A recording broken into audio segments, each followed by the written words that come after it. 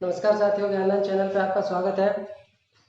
संस्कृत व्याकरण में संधि के टॉपिक पे हम चर्चा कर रहे थे और संधि के टॉपिक में व्यंजन संधि पे हम बात कर रहे थे। व्यंजन संधि में आज हम चर्चा करेंगे सुषुप्त्व व्यंजन संधि। पिछले पार्ट में हमने पढ़ा था सुषुप्त्व व्यंजन संधि। वहां पर सूत्र था हमारा इश्चुनाश्चु, इस्तोह इश्चुनाश्चु। यहाँ पे उसी ही का सेकंड पार्ट सूत्र है इष्टुनाष्टु। मतलब स्तुनाष्टु की जगह स्टुनाष्टु, स्तोह की जगह स्तोह, वहां का यहाँ काम आएगा। तो सुषुप्त्व संधि को पहले समझो, सुषुप्त्व नाम इसका कैसे हुआ। इसमें दो शब्द हैं, श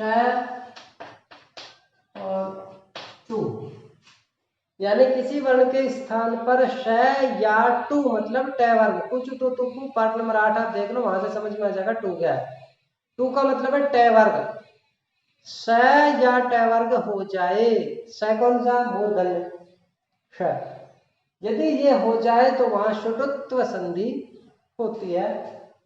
तो प्रत्यय लगा करके स्तुनाष्टु कब होगा, देखो, यदि स्तु से पहले या बाद, स्तु का मतलब स या त वर्ग, तू का मतलब त वर्ग, स का मतलब स, तू का मतलब त वर्ग, स या त वर्ग के पहले या बाद किसी भी तरफ स्तु हो, यानी श या ट वर्ग हो, मूर्धन्य श या ट वर्ग हो, दंत्य स या ट वर्ग के पहले या बाद में, तो ऐसी कंडीशन में सुषुप्त्व संधि होती है।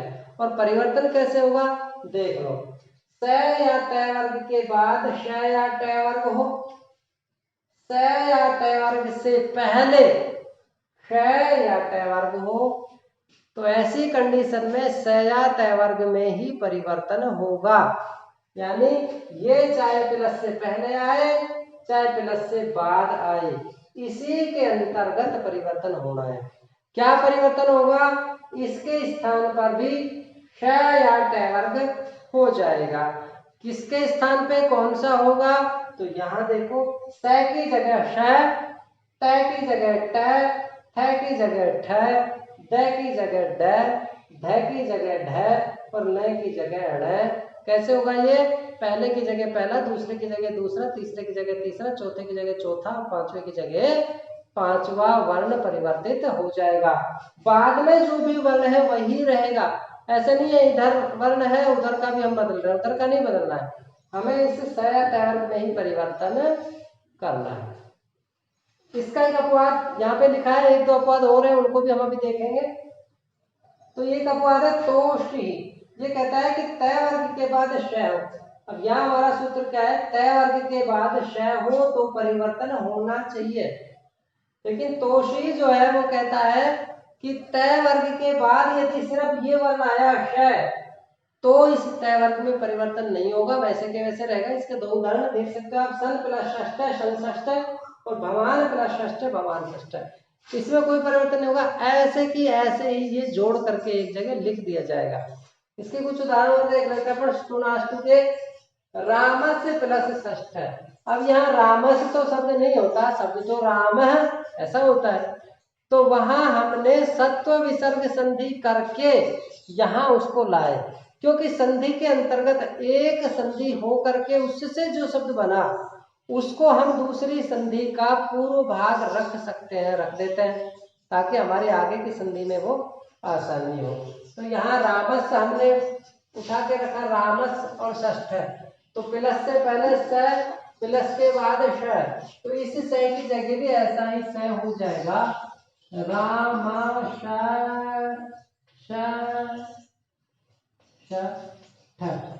राम षष्ठ। देखो ये रामस का स हो गया, ये षष्ठ का स पूरा, ये पूरा आधा स, राम षष्ठ, 3 बार स इसके अंतर्गत आया। उसके बाद रामस टीकते, तो प्लस से पहले स आया, प्लस के बाद में ट वर्ग आया, कोई सा भी वर्ण आ सकता है, ऐसा नहीं है कि स आया तो स ही आना चाहिए, कोई सा भी वर्ण बाद में आ सकता है, कोई सा भी पहले। तो यहाँ इसका बन गया, इस स की जगह ये वाला स हो गया, ध्यान रहे आधा है आधा ही होगा, और बाद में जो शब्द लिखा है पूरा ऐसे कैसे लिख देंगे, रामष्टिकते, नेक्स्ट है पेश प्लस ता। यहाँ पे देखो श पहले आ गया, ये श षटकोण वाला है। अब इसको विपरीत कर दिया, अगर श या ट वर्ग पहले हो और स या ट वर्ग बाद में हो तो उस कंडीशन में भी हमको परिवर्तन स या त वर्ग में ही करना है। तो यहाँ इसमें कोई परिवर्तन नहीं होगा, यहाँ त की जगह क्या हो जाएगा, ट हो जाएगा और शब्द बन जाएगा हमारा पेष्टा। नेक्स्ट देखो तत् प्लस टीका, तो त की जगह क्या हुआ, ट हो गया, तट और टीका, तट्टीका। वह टिप्पणी। उत प्लस डायनम, तो द की जगह क्या हुआ, ड हो गया, द की जगह ड हो गया। बाद में ड है इसलिए नहीं, बाद में ट वर्ग है इसलिए हुआ उद्दयनम। नेक्स्ट तद प्लस टीका, तद टीका अच्छे तो हो गई।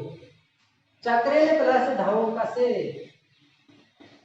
चक्रे ढौक से। अब यहाँ देखो न की जगह न हो गया, न की जगह न हो गया क्योंकि बाद में ट वर्ग है। वृहद टीका,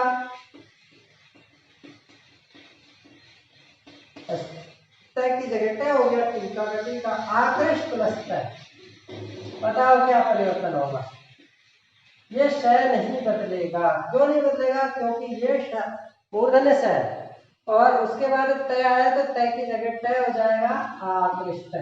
ऐसे विश्व प्लस नु, विश्व न की जगह न हो जाएगा विष्णु। उष प्लस त्र, उष्ट्र, त की जगह ट हो गया, र का रह ही रहा उष्ट्र। ऐसे कृष्ण प्लस न कृष्ण है, इसमें शुटुत्व संधि है, कृष्ण है। ये उदाहरण आपको समझ में आ रहे होंगे। अब इस अपवाद को भी समझ लो, त वर्ग के बाद यदि अकेला ये होता है तो परिवर्तन नहीं होगा। अब इसके एक दो उदाहरण और है, एक दो अपवाद और है, उनको भी अपन देख लेते हैं। आ जाओ, आ जाइए, आगे देख लेते हैं। सुटुत्व संधि में ये अपवाद सूत्र है, न पदांता टोर नाम। ये सूत्र कहता है कि यदि पदांत में टवर्ग हो और उससे परे नाम हो तो वहां नाम के न को न हो जाएगा, परिवर्तन हो जाएगा। लेकिन इस नाम के न को छोड़ करके अन्य स या त वर्ग शब्दों के स्थान पर श या त वर्ग नहीं होगा। मतलब ये जो पद है पहले वाला पदांत होना चाहिए, अर्थात अपने आप में पूरा पद होना चाहिए। दूसरी बात स या त वर्ग का होना चाहिए, तो वहां परिवर्तन नहीं होगा। देखो षट प्लस नाम, यहाँ परिवर्तन हो गया, त की जगह ड हुआ और फिर पर सवर्ण संधि में यहाँ पर पांचवा वर्ण हुआ तो संनाम हो गया। षट प्लस अंत,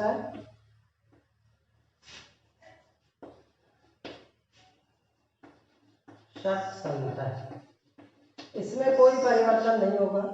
ऐसे षट प्लस ते, इसमें कोई परिवर्तन नहीं होगा।